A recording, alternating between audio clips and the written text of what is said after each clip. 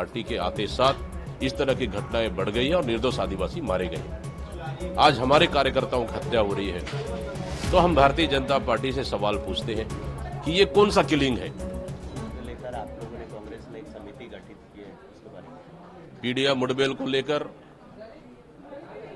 गांव वालों ने सवाल खड़े किए कि निर्दोष लोग मारे गए हैं।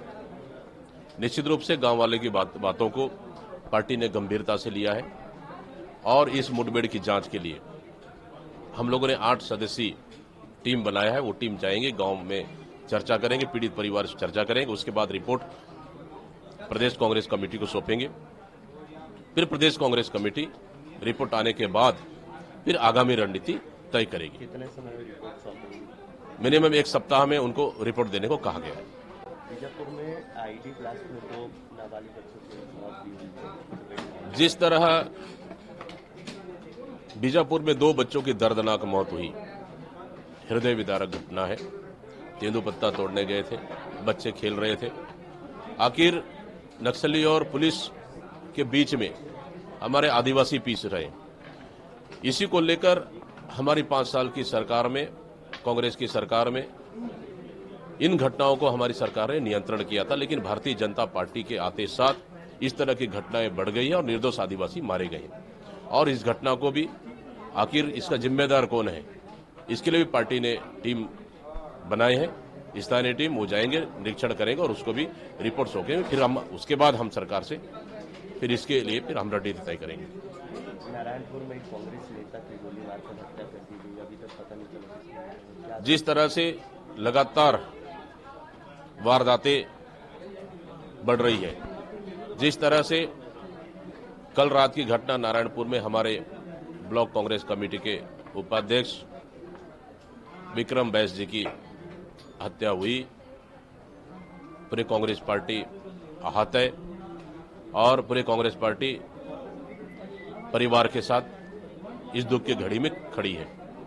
लेकिन जब हमारी सरकार में कुछ बीजेपी कार्यकर्ताओं की हत्या हुई तो भारतीय जनता पार्टी के नेता टारगेट किलिंग का आरोप लगाते थे।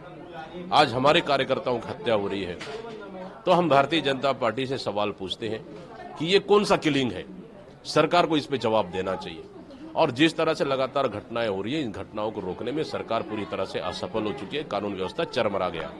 बस्तर से लेके सरगुजा और राजधानी तक का कानून व्यवस्था पूरी तरह चरमा गई। लगातार लूट, हत्या, डकैती, चोरी, अपहरण, माता बहनों पर अत्याचार लगातार बढ़ गई है। लेकिन भारतीय जनता पार्टी बिल्कुल आंख बंद करके बैठी है।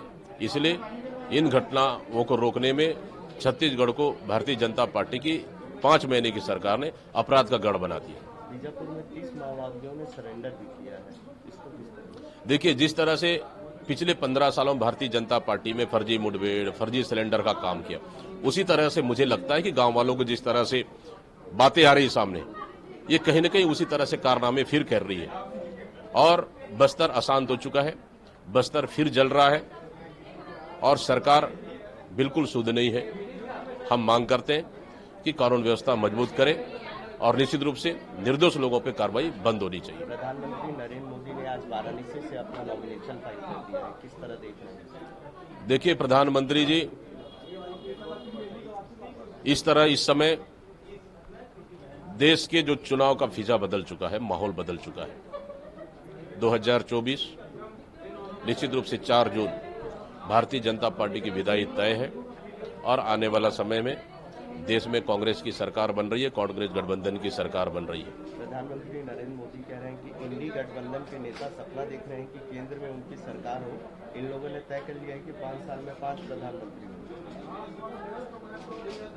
भारतीय जनता पार्टी 10 साल सरकार चलाने के बाद भी सिर्फ देश की जनता को उन्होंने सपना दिखाने का काम किया। वो सपना महंगाई, बेरोजगारी, कालाधन, युवाओं को नौकरी आखिर कहां गया? 35 रुपए पेट्रोल कहां गया? तो देश की जनता के देश में 10 साल राज करने के बाद भी आज भारतीय जनता पार्टी एक प्रधानमंत्री से लेकर एक कार्यकर्ता के एक मुद्दों के आधार पर चुनाव नहीं लड़ पा रहे। मतलब सोच लीजिए कि भारतीय जनता पार्टी कितनी डरी हुई है। हिम्मत है तो उन मुद्दों पे, जो एक्चुअली मुद्दों पे चुनाव लड़े। बाहरी घुमा फिरा की बात न करे। कांग्रेस पार्टी देश की सकारात्मक मुद्दों को लेकर चुनाव लड़ रही है और निश्चित रूप से इस समय देश की जनता ने ठान लिया है कि देश में कांग्रेस की सरकार लाना है और भारतीय जनता पार्टी को इस समय विदा करना है। गिरिराज सिंह भी कह रहे हैं कि आज देश को प्रधानमंत्री मोदी की जरूरत है। मोदी की जरूरत है। गिरिराज देश में मोदी की जरूरत नहीं है, देश में मोदी की विदाई की जरूरत है। देश की अर्थव्यवस्था उन्होंने चौपट कर दिया, देश को इन्होंने बर्बाद कर दिया, युवा बर्बाद है, देश के किसान बर्बाद है, तो फिर किधर से मोदी की जरूरत है?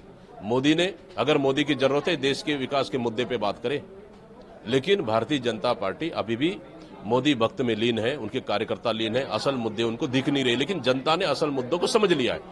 इस समय देश की जनता असल मुद्दों के आधार पर वोट करेगा और निश्चित रूप से कांग्रेस पार्टी इस समय देश में सरकार बना रही है।